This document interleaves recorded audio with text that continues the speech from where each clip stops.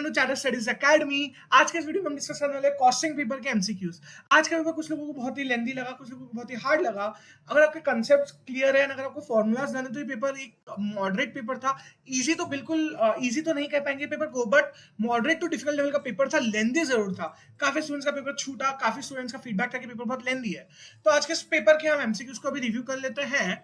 And ये MCQs एक prima facie answers होंगे जो हमने अभी जस्ट पेपर हमारे सामने आया, हमको देख के जो लगा उसके व्यूज एंड वो आंसर्स आपको प्रोवाइड होंगे। फाइनल आंसर्स आपको आईसीआई के थ्रू मिलते ही हैं एंड फाइनल आंसर्स आपको ये वीडियो के डिस्क्रिप्शन में भी कुछ दिनों में अपडेट हो जाएंगे। बट अभी हम प्राइमा फेसिकली सारे एमसीक्यूज के आंसर्स एक बार देख लेते हैं, एमसीक्यूज एक बार डिस्कस कर लेते हैं। जिनका भी अभी नेक्स्ट पेपर बाकी है, please focus on next paper. आज का पेपर कैसा भी गया हो, आपके नेक्स्ट पेपर के मार्क्स आज के इस पेपर में अफेक्ट नहीं करने चाहिए। ट्रस्ट मी, जो पेपर आपका वर्स्ट जाता है ना, उसमें कई बार आपको सबसे ज्यादा मार्क्स मिल जाते हैं क्योंकि आपका पेपर डिफिकल्ट है, लेंदी है, तो आईसीएस उसको लीनियंटली चेक करता है। तो प्लीज आज के इस पेपर के बाद कोई ओवर थिंक नहीं करेगा। नेक्स्ट पेपर पे जाएंगे, पूरे एफिशिएंसी से नेक्स्ट पेपर को प्रिपेयर करेंगे, पूरे एफर्ट्स लेंगे नेक्स्ट पेपर को प्रिपेयर करने के लिए। So guys, let's start with the MCQ part.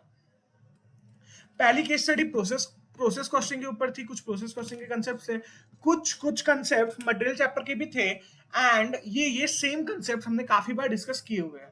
सो अगर आप वैल्यू प्रोसेस के देखोगे कि कितने वैल्यू के गुड्स ट्रांसफर हुए हैं, जो प्राइमरी फिजिकली आंसर्स हमने निकाले हैं, जो हमने फास्ट गो थ्रू किए थे, उसके अकॉर्डिंग आंसर्स है जो टिक्ड है, आप देख सकते हो। एंड ये कुछ नहीं, आपको जिस प्रोसेस अकाउंट बना के नेक्स्ट प्रोसेस के इसमें कौन से मिल जाएंगे देख लेना था। सेम प्रोसेस अकाउंट बनाते वक्त सेम, जब भी आपको ऐसा कोई क्वेश्चन आता है तो जैसे इसको ऐसे सॉल्व करना कि एमसीक्यू क्वेश्चन ना हो, एंड जब इसको फुल फ्लेजेड कॉल करते हो तो आपको वहां पे वैसे डब्ल्यूआईटी मिल जाएगी। अब ये जो दो क्वेश्चन है इक्विवेलेंट यूनिट्स, ये तो काफी मतलब ये काफी फॉर्मूला बेस्ड और इजी है, तो वे एज्यूम कि आपको इसके आंसर्स पता ही होंगे। एंड यहाँ पे आप देख सकते हो, साथ साथ हमने आंसर मार्क भी कर ली। जो एब्नॉर्मल लॉस ट्रांसफर होता है, जो भी हम प्रोसेस अकाउंट में यहाँ पे एब्नॉर्मल लॉस आता है उसको हम ट्रांसफर करते हैं, वो ट्रांसफर कितने अमाउंट का हुआ उसकी वैल्यू पूछिए। एब्नॉर्मल लॉस कैलकुलेट करते हैं, हम इतना याद रखेंगे कि एब्नॉर्मल लॉस में डिवाइड करते हैं हम जो यूनिट्स होती है वो यूनिट्स को भी कंसिडर नहीं करते, मतलब जो वैल्यू कंसिडर होती है वो गुड यूनिट्स की कंसिडर होती है, एंड जो अब लॉस शो कर रहे हैं वो लॉस यूनिट्स का कैलकुलेट होता है। तो this was the case based scenario on process costing. अब हम बढ़ते हैं नेक्स्ट क्वेश्चंस की तरफ। तो यहाँ पे एवरेज नंबर ऑफ डेज पूछा था and average number of days बहुत इजीली निकल गया होगा, काफी इजी क्वेश्चन था। उसके बाद आपका पर यूनिट कॉस्ट निकालना था एवरेज कॉस्टिंग से, तो आपका पर यूनिट कॉस्ट यहाँ पे निकल जाता है 5100 रुपीज। आपको यहाँ पे मिनिमम स्टॉक लेवल निकालना था। ये क्वेश्चन में काफी स्टूडेंट्स को डाउट था कि सर कैसे निकालेंगे। एक और फॉर्मूला है, maximum lead time into maximum requirement and minus average into average. So ये फॉर्मूला अगर अपन यूज करते हैं तो इसके अकॉर्डिंग आंसर आता है डी। ये फॉर्मूला काफी स्टूडेंट्स अवेयर नहीं थे। इसके बाद जो डेंजर लेवल है उसका जो अपना रेगुलर फॉर्मूला, उस फॉर्मूला में जस्ट वैल्यूज पुट करनी थी एंड आंसर्स आपके आ जाते हैं। अब यहाँ पे ये आंसर आपका 25% आता है। कैसे? आपको जितने वर्कर्स लीव किए, यहाँ पे कितने वर्कर्स लीव किए, टोटल 30 वर्कर्स ने रिजाइन किया, 5 ईयर डिस्चार्ज, टोटल 35 चले गए, divide by average number of workers during the whole period, वो कितने थे। तो टोटल आपकी स्टार्टिंग में थे 150, लास्ट में बचे 130, डिवाइड बाय 2 करके आपका ये आंसर आ जाएगा। यहाँ पे भी जस्ट प्रोसेस वन अकाउंट में टोटल इंकर्ड लॉस कितना था वो मैंने फाइंड आउट करके इसका आंसर मैंने मार्क कर दिया है। एंड यहाँ पे ये क्वेश्चन में एक एजम्पशन लेना पड़ेगा हमको।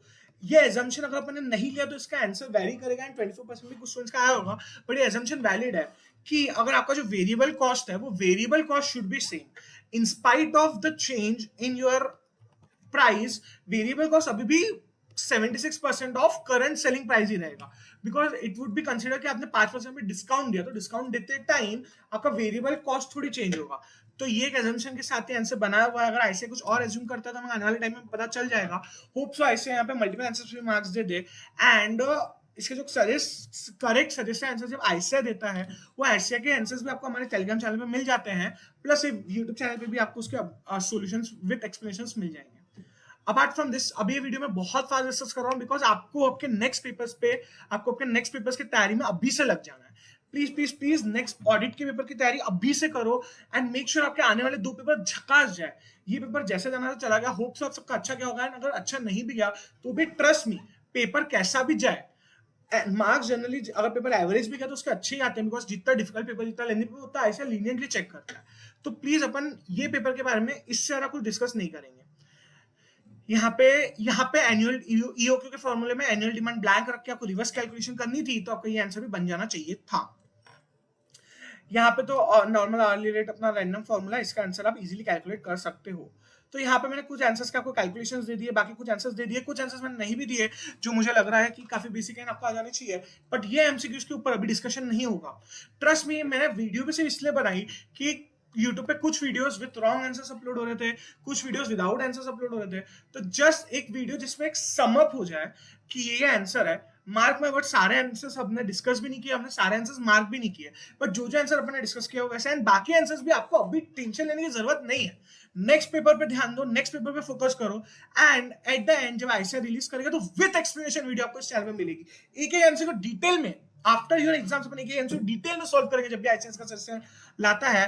एंड जो नेक्स्ट बैच के स्टूडेंट्स हैं, जो जनवरी अटेम्प्ट के स्टूडेंट्स हमारे साथ जुड़े हुए हैं, या जो कमिंग अटेम्प्ट्स के स्टूडेंट्स हमारे साथ जुड़े हुए हैं, आपके लिए तो पूरी डिटेल एमसीक्यूज की सॉल्विंग वीडियो बहुत जल्दी आएगी। जैसे आईसीएस सजेस्टेड आंसर लाता है उसके पहले भी इफ यू वांट हम कर सकते हैं प्लान, एंड आपके लिए काफी सारा कंटेंट चैनल पे आने वाला है। तो अगर आप सीए इंटर के स्टूडेंट हो एंड अगर आप सीए के स्टूडेंट हो तो ये चैनल आपके लिए है। यहाँ पे हम काफी सारा कंटेंट लाने वाले हैं। प्लीज मेक श्योर आप चैनल को सब्सक्राइब कर लो एंड बेल आइकन को भी दबा प्रेस कर देना।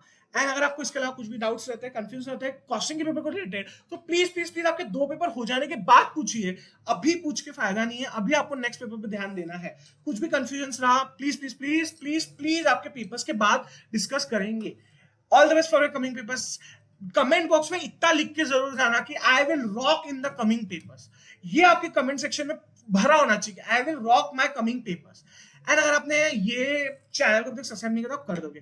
थैंक यू गाइस, मिलते हैं एग्जाम होने के बाद with detail solution of whole paper and detail solution of your MCQs.